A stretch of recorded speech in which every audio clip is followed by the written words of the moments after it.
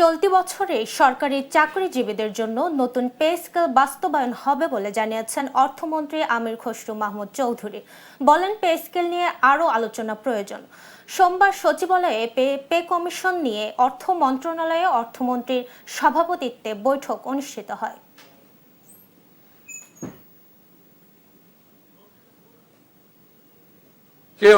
আমরা আলোচনা হয়েছে, দীর্ঘ আলোচনা হয়েছে, আরো অধিকতর আলোচনার প্রয়োজনীয়তা আছে বিধায় আজকে পরে আমরা আবার বসবো, যখন ফাইনাল হবে তখন আপনাদের সামনে উপস্থাপন করবো।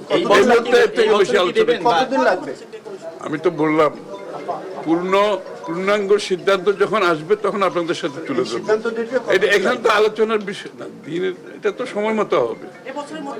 হ্যাঁ হবে, অবশ্যই হবে, এবছরের মধ্যে হবে, সবই হবে, কিন্তু এখানে তো অধিকতর আলোচনার বিষয় আছে, তাই না? আমরা আজকে একটা দিক নিয়ে আলোচনা করেছি, আর অন্যান্য দিক আছে। সব বিষয় আলোচনার পরে পূর্ণাঙ্গ যখন সিদ্ধান্ত হবে তখন আপনাদের সামনে উপস্থাপন করব।